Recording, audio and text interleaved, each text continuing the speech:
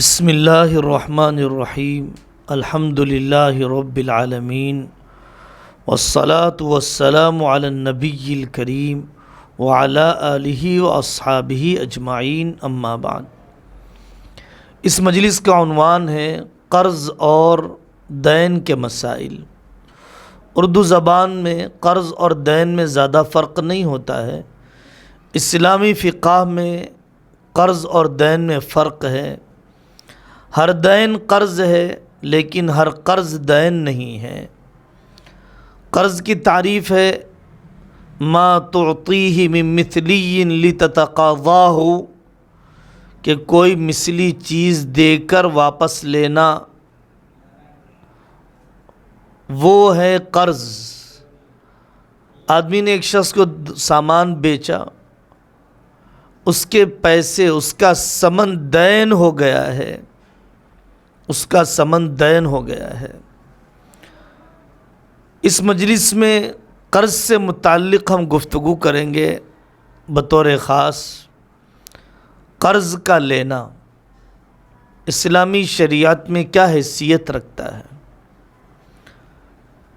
قرض لینے والے زیادہ ہیں، لینے کا رجحان زیادہ ہے۔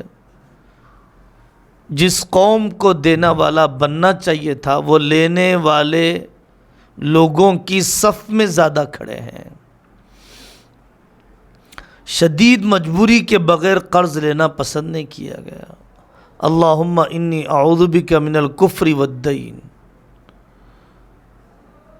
خواہشات کے لیے قرض، چٹوروں کے لیے قرض نہیں پسند کیا گیا۔ بزرگوں کے واقعات ہیں، تنگیوں کو جھیلا گیا، کپڑے کی تنگی کو جھیلا گیا، گوشت کے نہ ہونے کو جھیلا گیا، قرض کو نہیں پسند کیا گیا۔ قرض لے رہا ہے لکھ لے، گواہ بنا لے۔ قرآن نے کہا سودی قرض نہ لے۔ معمولی وجوہات پر رہن سینٹر چلے گئے، معمولی وجوہات پر لون اٹھا لیا۔ ادا کی نیت ہونی چاہیے، ادا کرنے کی نیت ہوتی ہے تو حدیث ہے اللہ ادا کر دے گا۔ نیت اتنی طاقتور چیز ہے، ٹال مٹول نہ کرے، ٹال مٹول نہ کرے۔ مطل الغنی ظلم، جو ادا کرنے کی طاقت رکھتا ہے اس پر واجب ہے کہ وہ ادا کرے۔ قرض لینے والے کو قرض دینے والا کچھ باتیں سناتا ہے، کچھ زائد بات بولتا ہے تو سننے کا حوصلہ رکھنا چاہیے۔ ان لصاحب الحق مقالہ، حق والے کو بولنے کا حق ہوتا ہے۔ یہ حضرت رسول اللہ صلی اللہ علیہ وسلم نے اس موقع پر فرمایا تھا جب زید بن شعنہ نے، یہودی نے آقا صلی اللہ علیہ وسلم کو قرض دے کر وقت سے پہلے ہی بدتمیزی کرنے لگ گیا۔ حضرت عمر رضی اللہ عنہ ناراض ہونے لگے تو آقا نے اس وقت فرمایا تھا ان لصاحب الحق مقالہ۔ 8ویں شرط یہ ہے قرض لینے والے کے لیے، 8واں اصول یہ ہے دعا کا اہتمام کریں، ادا کرنے کے لیے کوشش کے ساتھ دعا کریں۔ اللہم اکفنی بحلالک عن حرامک واغننی بفضلک عمن سواک، اور اللہم انی اعوذ بک من الہم والحزن ونعوذ بک من العجز والکسل ونعوذ بک من الجبن والبخل ونعوذ بک من غلبۃ الدین وقہر الرجال۔ اور جب قرض واپس کرنے کے لیے آئے قرض دینے والے کو تو اس کو دعا دے بارک اللہ فی اہلک و مالک۔ ہماری معاشرتی زندگیاں اس میں بھی بگڑ چکی ہیں، لیتے وقت پیر پکڑ لیتے ہیں، قرض لینے کی جب ضرورت ہوتی ہے، قرض دینے کی جب بات آتی ہے تو دینے والے کا گلا بھی ویسے ہی پکڑتے ہیں۔ قرض لینے والے کو وعیدیں یاد ہونا چاہیے۔ حضرت آقا صلی اللہ علیہ وسلم نے فرمایا قرض لینے والے کی گردن اس کے قرض میں اٹکی ہوئی رہتی ہے، وہ جنت میں نہیں جا سکتا۔ آقا صلی اللہ علیہ وسلم نے فرمایا اور آپ نے نماز جنازہ نہیں پڑھی اس شخص کی جو 2 درہم کا قرض چھوڑ کر مرا تھا۔ تیسری روایت آپ نے فرمایا کوئی آدمی اگر 3 مرتبہ شہید ہو جائے پھر بھی جنت میں نہیں جائے گا جب تک کہ 1 درہم کا بھی قرض باقی ہو۔ وعید یاد ہونا چاہیے۔ حضرت معاذ رضی اللہ عنہ پر ایک مرتبہ قرض بہت بڑھ گیا، حضرت آقا صلی اللہ علیہ وسلم نے ان کا سارا سامان بیچنے لگوایا، یہاں تک کہ وہ خالی ہاتھ میدان سے گئے، لیکن آپ نے حضرت معاذ رضی اللہ عنہ کے قرض دینے والوں کا پیسہ واپس کروایا۔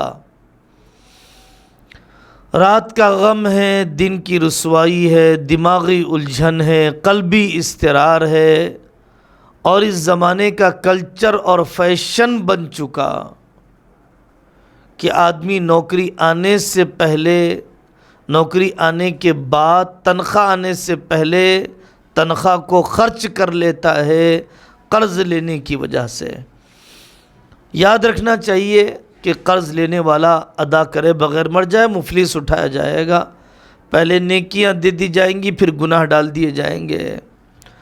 قرض کے ادا کرنے کی اہمیت اتنی ہے کہ مرنے والے کے مال سے کفن دفن کے خرچ کے بعد سب سے پہلے اس کے قرض کو وصول کیا جائے گا، ادا کیا جائے گا وصیت کے پورا کرنے سے پہلے۔ شادی کے لیے قرض لے، جائز حدود میں اللہ تعالیٰ اسے ادا فرما دیں گے۔ کفن دفن کے لیے قرض لے، اللہ ادا کر دیں گے۔ مجاہد کا قرض اللہ ادا کر دیں گے۔ ابو داؤد شریف کی روایت میں ہے قرض دار کو قید کرنا جائز ہے، آدمی کی آزادی اور خود مختاری پر اثر پڑتا ہے۔ حضرت آقا صلی اللہ علیہ وسلم نے فرمایا لا تخیفوا انفسکم بعد امنیہا، اپنے چین کو حرام نہ کرو، اپنے سکون کو ختم نہ کرو قرض لے کر۔ جب آدمی قرض لے لیتا ہے تو جھوٹ بولنا پڑتا ہے۔ ان الرجل اذا غرم حدث فكذب ووعد فاخلف، وعدہ کرتا ہے خلاف ورزی کرتا ہے، تعلقات خراب ہو جاتے ہیں۔ حدیث لی الواجد یحل عرضہ وعقوبتہ، کہ مال رکھنے والے شخص کا ٹال مٹول کرنا اس کی آبرو اور اس کی سزا کو حلال کر دیتا ہے۔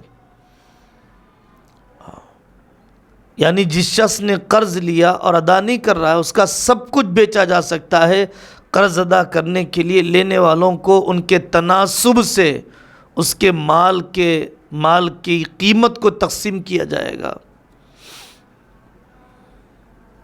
جسم کے کپڑوں کے علاوہ سب بیچا جا سکتا ہے۔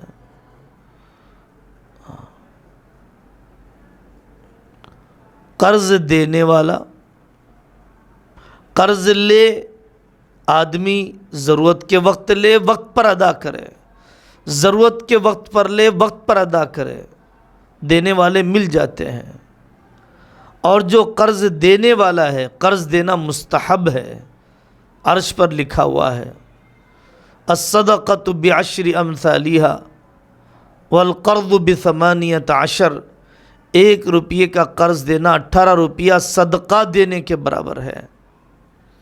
لکھنا چاہیے، اور قرض دینے والے کو چاہیے کہ چھان تفتیش کر کر دے کہ واپسی کی امید بھی ہو، دھوکہ کھانا بھی نہیں چاہیے، دھوکہ دینا بھی نہیں چاہیے۔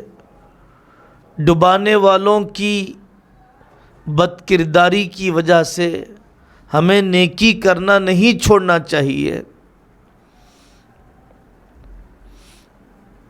حضرت رسول اللہ صلی اللہ علیہ وسلم اور صحابہ کے یہودی سے قرض لینے کی ایک وجہ یہ بھی ہے کہ صحابہ تو محبت میں معاف کر دیں گے لیکن یہودی بہر صورت وصول کر کے رہے گا۔ دوسری وجہ یہ بھی تھی کہ مسلمان تک دین کی دعوت پہنچانے کا بدل اور عوض نہ ہو جائے، اس لیے آقا صلی اللہ علیہ وسلم نے مسلمان سے قرض نہیں لیا، یہود سے لیا۔ قرض لینے والے سے شیورٹی بھی لیجئے، قرض دینے والے صاحب وَلِمَنْ جَاءَ بِهِ حِمْلُ بَعِيرٍ وَأَنَا بِهِ زَعِيمٌ، شوریٹی لینا چاہیے، کفیل لینا چاہیے، وصیت کر دینا چاہیے، وصیت لینا چاہیے۔ آپ وصیت کیجئے میرے 1,00,000 روپے دینا ہے تاکہ آپ کی اولاد میرا قرض آپ کے مرنے کے بعد ادا کرے۔ قرآن کہتا ہے اگر تمہیں اللہ نے وسعت دی ہے تو معاف کر دو، مہلت دے دو۔ وَإِن كَانَ ذُو عُسْرَةٍ فَنَظِرَةٌ إِلَى مَيْسَرَةٍ وَأَن تَصَدَّقُوا خَيْرٌ لَكُمْ إِن كُنتُمْ تَعْلَمُونَ۔ حضرت ابو الیس رضی اللہ عنہ آنے والے سے 3 بار قسم لیتے، تیرے پاس نہیں ہے پیسے، تمہارے پاس نہیں ہے، جاؤ میں نے معاف کر دیا۔ ابن ابی حدرد اور حضرت کعب بن مالک رضی اللہ عنہ مسجد نبوی میں زور زور سے باتیں کر رہے تھے۔ حضرت آقا صلی اللہ علیہ وسلم نے حضرت کعب کو ہاتھ سے اشارہ کرتے ہوئے فرمایا جاؤ آدھا معاف کر دو۔ حضرت کعب نے ابن ابی حدرد سے کہا جاؤ میں نے تمہارا آدھا قرض معاف کر دیا۔ بخاری شریف میں بنی اسرائیل کا واقعہ ہے کہ اس نے قرض دیا، پوچھا گواہ کون ہے؟ اللہ گواہ ہے۔ کفیل کون ہے؟ اللہ کفیل ہے۔ اور وہ لے کر چلے گیا سمندر پار، لینے والے کو بھی دینے کی نیت تھی۔ وہ سمندر کے کنارے آ گیا، کوئی کشتی نہیں، پیسے کیسے پہنچاؤں؟ اے اللہ میں نے آپ کو وکیل بنایا، آپ کو میں نے کفیل بنایا۔ لکڑی کے خول کو کھود کر اس میں ڈال دیا اور وہ لکڑی سمندر میں پھینک دی، اور دوسرے کنارے پر اس نے لکڑیاں چنی گھر میں پکانے کے لیے، اور وہ لکڑی توڑنے لگا تو پیسے نکل گئے۔ دل کا معاملہ صاف ہوتا ہے تو اللہ ایسے انتظامات کرتے ہیں، ایسی غیبی مددیں شامل حال کرتے ہیں۔ قرض لینے والا پیسے واپس نہیں کر رہا ہے تو حنفیہ کے نزدیک من غیر جنسی ہی بھی سامان چھین سکتے ہیں۔ 10,000 روپے لیا، واپس نہیں کر رہا ہے، فون چھین سکتے ہیں، گاڑی چھین سکتے ہیں۔ پہلے منقولہ چیزیں چھین لی جائیں گی، پھر غیر منقولہ چیزیں چھین لی جائیں گی۔ فریج لے لیجئے، واشنگ مشین لے لیجئے، اور اگر اس سے بھی قرض ادا نہ ہو تو اس کا گھر لے لیجئے۔ تو غیر منقولہ جائیداد کو دوسرے درجے میں بیچ کر قرض دینے والا اپنا قرض وصول کر سکتا ہے۔ مفلس جس کو قرار دیا جاتا ہے اسلامی شریعت میں، وہ مفلس وہ ہے جس کے پاس سوائے ایک جوڑے کے کچھ نہ ہو۔ دادا، والد، ماں، دادی وغیرہ ان رشتہ داروں کو پولیس کے حوالے نہیں کیا جا سکتا ہے۔ ان کے علاوہ دیگر قرض لینے والوں کو قرض کے ادا نہ کرنے پر پولیس کے حوالے، جیل خانے کے حوالے کیا جا سکتا ہے۔ اگر واقعی اتنی کاہلی اور نظر اندازی کی کیفیت ہو۔ حقیقت میں امت مسلمہ کو ضرورت ہے غیر سودی بینک قائم کرنے، غیر سودی قرض کی فراہمی کے غیر سرکاری ادارے اپنے بلبوتے پر، مسلم فنڈ کے نہج پر، امانت ٹرسٹ کے نہج پر قائم کرنے کی ضرورت ہے تاکہ امت کو سود و بیات سے بھی بچایا جا سکے اور اسلامی معاشی نظام کے قائم کرنے کی طرف اپنے امکانات میں سے ایک قدم آگے بڑھایا جا سکے۔ اللہ تعالیٰ قرض لینے والوں کے قرضوں کو ادا فرمائے اور قرض دینے والوں کو اللہ تعالیٰ خوب برکت دے اور حوصلہ دے۔ وآخر دعوانا ان الحمدللہ رب العالمین۔ وتصفو الحياة بنور